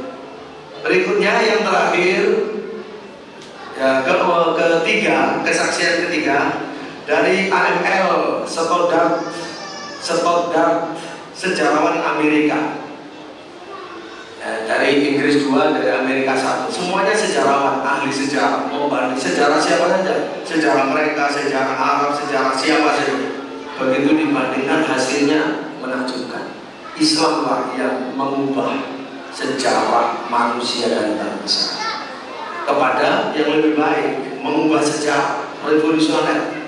Kata dia, kebangkitan Islam merupakan peristiwa yang paling menakjubkan dalam sejarah manusia. Berasal dari negeri dan bangsa yang awalnya tidak masuk dalam hitungan, nggak dianggap Bapak Ibu. Negeri tandus, wong bodoh, melarat apa? Penjajah saja enggak minat untuk menjajah. Apa yang akan dicari di situ? Jadi bangsa betul-betul tak dihitung, tidak masuk dalam hitungan. Islam berkembang dalam 1 abad, meliputi lebih dari setengah dari wilayah bumi. Ya, dalam 1 abad sudah menguasai separuh bumi. Luar biasa Bapak Ibu ya, tidak ada bandingannya sama sekali. Kemudian kata dia, menghancurkan kerajaan besar, menyingkirkan kepercayaan lama yang telah lama terbentuk, membentuk kembali semangat kebangsaan dan membangun dunia baru, dunia Islam. Lalu kata beliau, Kristen memiliki Konstantin, raja yang besar berkuasa. Buddha memiliki Asoka dan Zoroaster. Asoka dan Zoroaster memiliki Sirus. Masing-masing memberikan pemujaan pada pilihannya yang memiliki kekuasaan besar dan kekuasaan duniawianya. Lain halnya dengan Islam, muncul dari tanah tandus, berpenghuni bangsa nomaden pindah-pindah dengan jumlah sedikit yang sebelumnya tidak diperhitungkan dalam sejarah manusia. Islam maju ke medan pertempuran melawan kekuatan yang secara materi bertolak belakang, gak mufakat, bertolak belakang. Tapi Islam memperoleh kemenangan yang nampaknya merupakan keajaiban. Artinya gak penting mujizat, ya mujizat. Bapak Ibu rahimahullah. Ini tiga saksi. Kalau dilanjutkan banyak luar biasa, banyak sekali. Kita akan semakin senang, Islam itu begini, Islam begini. Jadi makanya jangan termakan oleh isu-isu negatif yang tidak bertanggung jawab. Katanya begini, teroris. Jangan ya, yang tidak bertanggung jawab, ya tidak perlu dimasukkan ke dalam hati. Nah, sebagai penutup hanya untuk kunci saja untuk ibu-ibu di atas. Nomor 3, Bapak Ustadz untuk perempuan, Islam telah menyelamatkan kaum wanita daripada kezaliman yang dialami oleh umat-umat kafir. Ya, kezaliman, macam-macam kezaliman, haknya diambil, dirampas, gak dianggap, buruk muamalah. Islam contohnya apa? 1, diberi hak waris, luar biasa diatur dalam Islam. Bapak Ibu, hukum waris ini mukjizat. Ada ilmuwan dari Amerika itu masuk Islam karena membaca ayat waris. Ini mukjizat, mustahil dari Muhammad, ini dari Tuhannya Muhammad. Karena dalam ayat singkat urusan waris beres dengan adil. Sementara dia kata di Amerika berjilid-jilid nggak selesai. Mereka bikin aturan waris berjilid-jilid nggak selesai, terasa tidak adil. Tapi begitu baca Islam tentang ayat waris yang singkat itu, ini mustahil dari manusia, tidak mungkin dari manusia. Ya, Bapak Ibu rahimahullah. Kemudian yang kedua, wanita diberi hak muasyarah bil ma'ruf, diperlakukan dengan baik. Bahkan menjadi ukuran memperlakukan wanita dengan baik itu adalah jadi ukuran masuk surga, dekat dengan Nabi, jauh dengan Nabi atau apa. Itu menjadi ukuran Bapak Ibu ya. Jadi yang terbaik dari kalian adalah yang terbaik kepada istrinya. Ingat, aku terbaik kepada istriku, kata Nabi. Jadi berbuat baik pada istri itu ukuran tentang peradaban yang tinggi, akhlak yang mulia. Kemudian diberi hak untuk taklim, tafaqquh fiddin, sama dengan kaum laki-laki. Ya, kemudian dan seterusnya Bapak Ibu, itu sekedar contoh-contoh saja. Alhamdulillah kiranya cukup. Dan Assalamualaikum. Kami berikan 2 pertanyaan dari Iwan dan 2 pertanyaan dari Ahmad.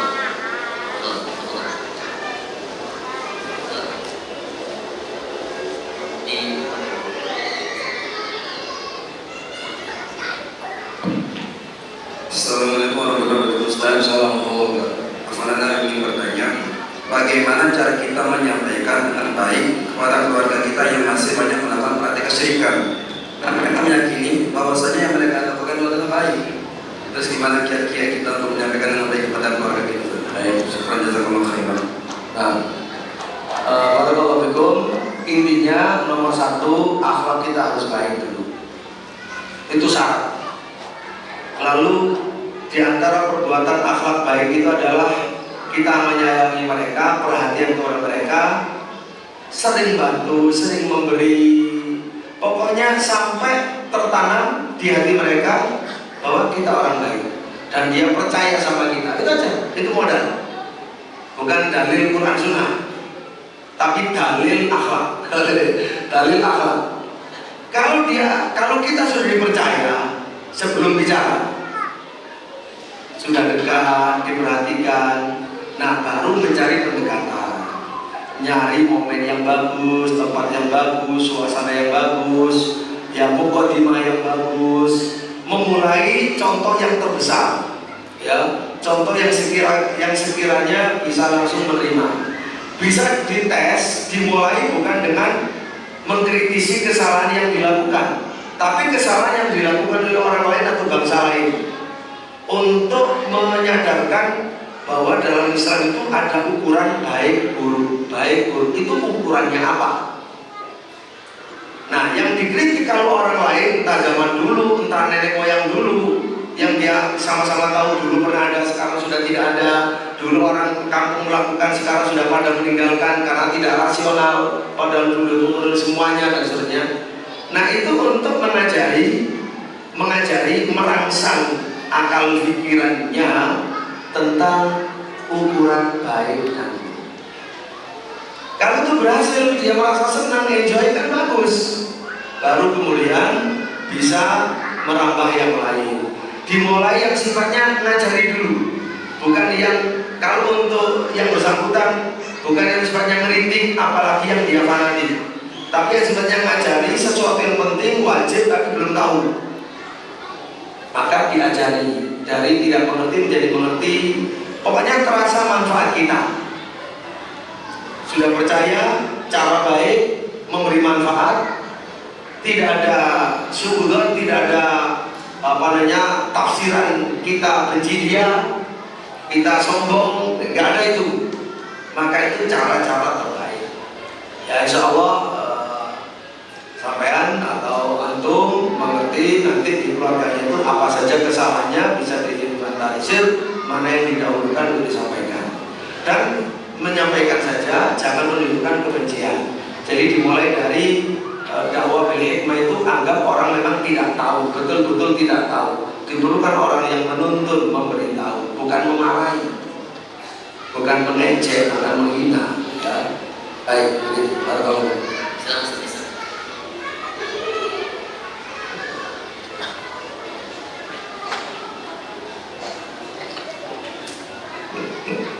Bismillah, Assalamualaikum warahmatullahi wabarakatuh. Waalaikumsalam. Terima kasih Ustaz atas materi yang telah disampaikan. Jazakumullah khairan katsiran. Semoga Allah balas kebaikan antum, memberkahi kehidupan antum dan memudahkan segala urusan-urusan antum. Nah, Ustaz, kita tentu memahami bahwa saudara-saudara kita yang seiman, yang seagama bahkan semanhaj, kita mencintai mereka karena Allah Azza wa Jalla. Kita juga mencintai guru-guru kita, asatidz. Bahkan saking cintanya kita dekat dengan mereka, bergaul dengan mereka. Hanya saja dalam beberapa kondisi ada momen-momen yang kita sampai tahu aib-aibnya, kesalahan-kesalahannya, entah itu akhlak dan sebagainya. Pertanyaannya, Ustaz, bagaimana antum menanggapi hal seperti ini? Bagaimana antum menyikapi hal seperti ini? Karena tidak banyak. Kalau tadi antum mengatakan kita karena kebaikan banyak menyayangi mereka seperti itu, tapi sebaliknya juga kadang ada orang-orang yang mungkin karena kejelekan kita jadi tidak suka seperti itu. Demikian, terima kasih. Assalamualaikum warahmatullahi wabarakatuh. Pertanyaan bagus sekali. Bapak Ibu rahimahullah dan ahli penanya, baik atau buruk kita, baik atau buruk itu memang tergantung dari cara kita menyikapi, cara kita menanggapi. Peristiwa yang sama, dua murid mengetahui, ya, satu semakin bagus, satu semakin jelek. Murid misalnya sama-sama tahu seperti yang ditanyakan, tahu kebaikan guru lalu tahu aib guru.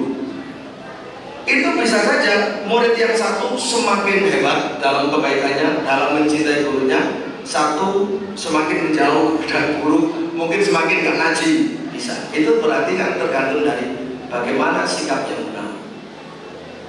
Sikap yang benar, Bapak Ibu rahimahullah, satu menyadari tidak ada manusia selain Nabi Muhammad SAW yang sempurna. Begitu. Tidak ada manusia yang sempurna. Kalau tidak ada manusia yang sempurna, maka artinya dia memaklumi ternyata guru punya kesalahan karena manusia. Maka ini membuat kemudian harus lebih hati-hati. Guru saya saja punya kesalahan, apalagi saya. Berarti saya harus hati-hati lagi. Jangan sampai saya meniru kesalahannya, karena Nabi bersabda, la ta'ata la qudwata illa fil ma'ruf. Ya, tidak ada qudwah kecuali ma'ruf, itu fil ma'ana. Tidak ada percontohan kecuali dalam hal yang ma'ruf. Dalam hal yang mungkar harus dibenci, bukan ditiru.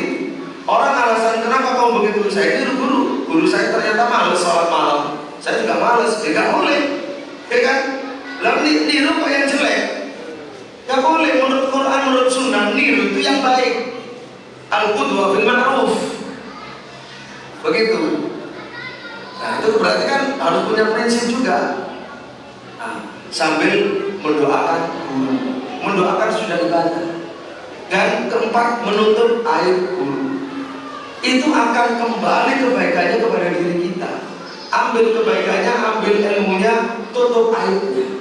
Berdoa pada Allah jangan sampai diuji seperti beliau. Itu berarti anak lulus, anak cerdas. Dibanding dengan, oh ternyata guru punya salah, tidak usah nyari guru lain. Guru lain punya salah lagi, sampai mati nggak ada guru yang tidak punya salah. Lagi mana? Sudah tahu, sudah bisa menilai orang lain salah, ya jaga jangan sampai salah. Ketika dia menjauh itu sudah salah. Apalagi buka aib kepada yang lain. Oh saya sudah nggak percaya, ternyata Ustadz juga banyak salahnya loh. Ini kan itu sikap yang fatal, salah, akhlak yang salah. Jadi kira-kira jawaban saya berapa? Dua pertanyaan lagi untuk akhwat. Silakan. Dari akhwat kalau ada apa? Nggak ada. Padahal dari Putri kalau mau dengan mail langsung tulisan boleh. Kalau tidak ada ya apa? Dari Putri lagi dari. Kalau tidak ada mungkin dari. Oke.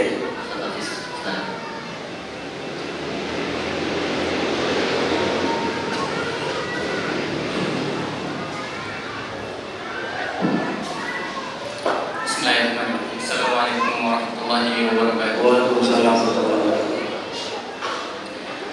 Saya ucapkan jazakumullah khairan atas apa yang dihadirkan oleh Ustaz Dulil. Semoga Allah SWT menjaga Ustaz dan merahmati dalam setiap langkahnya. Pertama, saya sangat bersyukur dan sangat berterima kasih pada khususnya kepada Ustaz Dulil atas kesempatan yang mungkin dulu Ustaz pernah berikan kepada saya pribadi, yaitu dalam belajar di Ma'had A'imah dengan beserta para angkatan ketiga waktu itu, hanya selama 1 semester. Alhamdulillah jazakumullah khairan yang sangat besar saya sampaikan kepada Ustaz. Kemudian pertanyaannya, seringkali kita belajar ilmu alat di dalam beragama. Seberapa persen porsi belajar ilmu alat dan juga belajar tauhid agar hati kita benar-benar cinta terhadap Islam, agar kalau kebanyakan mungkin belajar ilmu alat itu akan hati kita menjadi keras. Berapa porsi belajar ilmu alat dan belajar tauhid atau tazkiyah nufus? Baik, syukur barakallah. Antum siapa namanya? Hafiz. Baik. Sekarang di sini dari apa? Dari skill bahasa. Oh, barakallahu fiikum. Akhi Hafiz. Tazkiyatun nufus itu sifatnya fardhu ain. Sementara belajar ilmu alat itu secara umum fardhu kifayah. Secara umum fardhu kifayah. Tentu ketika banyak orang yang belajar ilmu alat, ya maka fardhu ain dalam hal ini masih lebih tinggi, lebih unggul. Harus kita laksanakan karena tidak bisa terwakilkan oleh yang lain. Kalau fardhu kifayah bisa terwakili oleh yang lain. Kalau kita belajar karena ingin menjadi ustaz, ingin mendalami tafsir, hadis, kitab fikih, kitab-kitab Islam, maka porsinya adalah mempelajari ilmu alat secukupnya yang bisa digunakan untuk membaca itu semua. Secukupnya. Apalagi menjadi seorang guru, berarti kan kebutuhannya, kewajibannya lebih. Sampai memadai, kecukupan yang memadai untuk fungsi mengambil manfaat hidayah dari kitab-kitab itu. Kalau sudah cukup, ya sudah, berhenti, ganti dengan ilmu diroyah, mulai mendalami isinya kitab-kitab. Tapi kalau kita belajar ilmu alat hanya untuk ilmu alat, ya, menghafalkan nadhaman ini, nadhaman itu, kitab ini, kitab itu, ya, hanya untuk ilmu untuk ilmu saja, untuk ilmu, ya, hafal Alfiyah Ibnu Malik, hafal syarahnya, hafal yang lain dan seterusnya. Sementara tidak digunakan untuk menggali kandungan Quran, tidak digunakan menggali kandungan hadis dan kitab para ulama. Kan berarti kan banyak mubadir. Karena namanya alat itu dipelajari agar untuk digunakan bekerja. Nggak digunakan hanya memiliki numpuk alat yang banyak. Jadi secukupnya sampai kita baca benar dan paham. Begitu kira-kira. Kalau kita memang jurusannya sastrawan, ingin membela Islam melalui sastra, yo sampai menguasai betul segala ilmu Arab itu, sampai ilmu al-ma'ani, ilmu badi dan seterusnya. Ilmu ma'ani kan ilmu semantik dan seterusnya. Kalau tazkiyatun nufus itu terus ada yang fardhu ain, ada yang memang fadilah, ya, ada yang fardhu ain, ada yang fadilah. Karena tazkiyatun nufus itulah yang akan menjadikan amal diterima, dekat kepada Allah, dimasukkan ke dalam surga dan seterusnya. Qad aflaha man zakkaha dan seterusnya. Dan barakallahu fikum.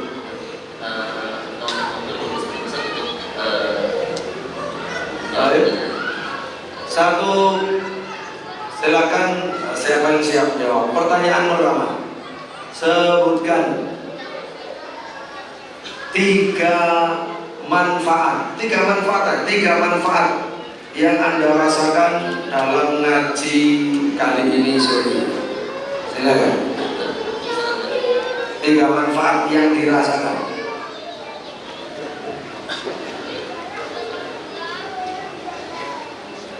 Bismillahirrahmanirrahim. Assalamualaikum warahmatullahi wabarakatuh. Waalaikumsalam.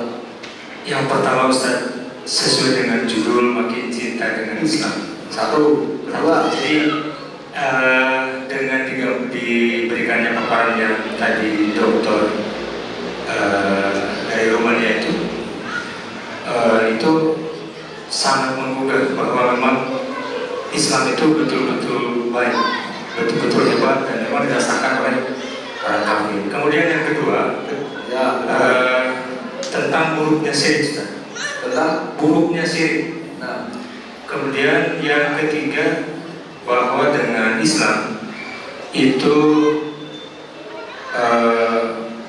menyelamatkan perempuan dari kezaliman kaum kafir, kemudian berikan hak waris, kemudian ada hak-hak yang memang di zaman jahiliyah itu bahkan perempuan sampai kubur hidup-hidup. Mungkin itu yang saya.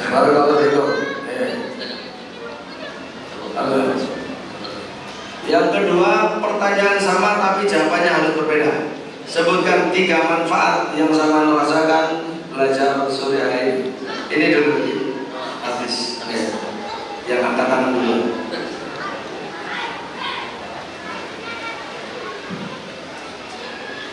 Yang pertama, seperti isi kajian Ustaz Abu Qatadah yang kemarin itu, mempelajari ilmu agar iman kita semakin bertambah. Kemudian belajar dari Ustaz yang berkompeten. Kemudian yang ketiga, silaturahmi, bertemu dengan para asatidzah dan juga jamaah yang lain. Ayo, makbul, saya mau mengatakan betul. Makbul yang penting diterima. Taqabbalallahu minna wa minkum makbul. Artinya mumtaz. Biar memberi kesempatan yang lain untuk menjawab. Saya tahu maksudnya. Baik, Padahal yang terakhir, ketiga pertanyaan yang sama. Sebutkan 3 manfaat yang sama rasakan beda dengan yang lain. Enggak ini tadi. Dalam ini. Habis ini ya. Habis ini ada gampang loh. Oh, tinggal gampang. Manfaat yang anak terima, anak dapatkan dari kajian pada sore hari ini sebenarnya banyak, Ustaz. Tapi yang jelas iman ya, Ustaz ya. Iman ini semakin berat. Itu yang pertama, Ustaz. Kemudian yang kedua adalah bertambahnya ilmu. Bertambahnya ilmu dari ilmu yang satu ke ilmu yang lain, artinya ilmu agama yang Anda dapatkan dari Ustaz. Kemudian yang ketiga adalah bagaimana caranya kita ini untuk mengamalkan, Ustaz. Cara kita untuk mengamalkan, karena kalau Anda pikir setiap kajian ini kita dapat ilmu, tapi kita kadang tak berpikir bagaimana cara mengamalkannya. Jadi anak berpikir bagaimana cara mengamalkan ini. Ini yang mengamal saya lebih penting daripada untuk mendapatkan ilmu. Makbul. Maksudnya dari taqabbalallahu minna wa minkum. Padahal. Terus ini apa ini? Oh, Nanti silakan sebutkan namanya agar bisa. Baik, untuk akhwat yang pertama, di Indonesia ada pepatah tak kenal maka tak sayang. Kira-kira kalau di Arab bagaimana? Pepatah Arab. Silakan takut untuk menyebutkan nama terlebih dahulu, kemudian menjawab. Kalau tidak ada yang jawab nanti bisa dilemparkan ke Ikhwan. Karena ada Ustaz Tatar yang siap menjawab. Iya, dilemparkan kepada yang lain. Baik, Ustaz Tatar silakan.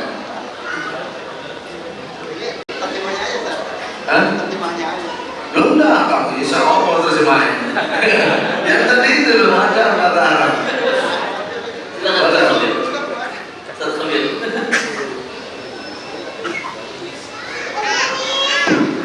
Anas Abidul Ihsan.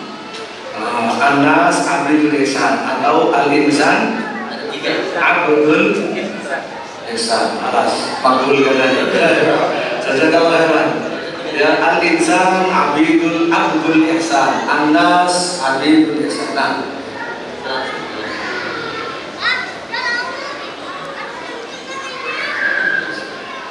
baik. Jazakallahu khairan. Kedua, yang kita sampaikan pada sore hari ini masuk ke dalam bagian ilmu apa? Ada ilmu baru, namanya ilmu apa? Oh, nggak terserah. Betul. Ilmu Mahasil Islam. Nah, betul saja saya kemarin. Silakan. mungkin ada yang Akhwat yang muda sekali ya. Tadi Islam membandingkan, jadi Islam membuat revolusi dalam hidup orang maupun bangsa. Hal ini dideskripsikan, diterangkan di antaranya oleh siapa, di hadapan raja siapa, oleh siapa dan di hadapan raja siapa. Di situ dikomparasikan. Dulu dia jahiliyah bagaimana, terus Islam bagaimana. Siapanya saja, guys, nggak usah bagaimana ya. Siapa di hadapan siapa. Apa? Mic-nya nyala.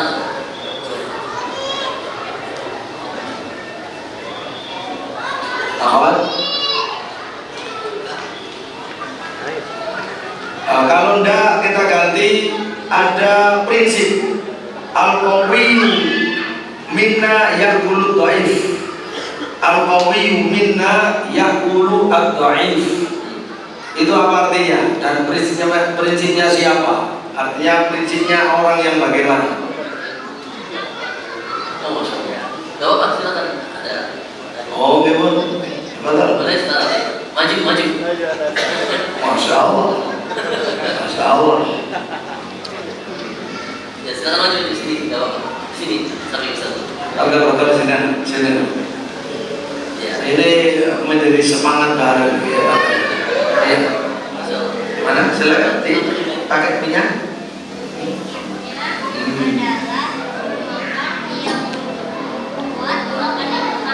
Masya Allah. Itu prinsipnya siapa? Orang Islam atau siapa? Oh, Masya Allah. Kalau itu ya, yang kuat memakan yang lemah itu adalah prinsip jahiliyah ya. Masya Allah. Kalau dia begini, Masya Allah, luar biasa ya. Alhamdulillah. Alhamdulillah, inilah yang bisa kita sampaikan. Semoga ini bermanfaat untuk kita semua dan bisa kita amalkan sehingga ilmu itu menjadi ilmu yang bermanfaat dan bisa menjadi hujjah dari Allah Subhanahu wa taala. Allahumma inna nas'aluka ilman nafi'an wa na'udzubika min ilmin la yanfa'. Kita tutup dengan doa kafaratul majlis. Subhanallah wa bihamdik, asyhadu an la ilaha illa anta, astaghfiruka wa atubu ilaik.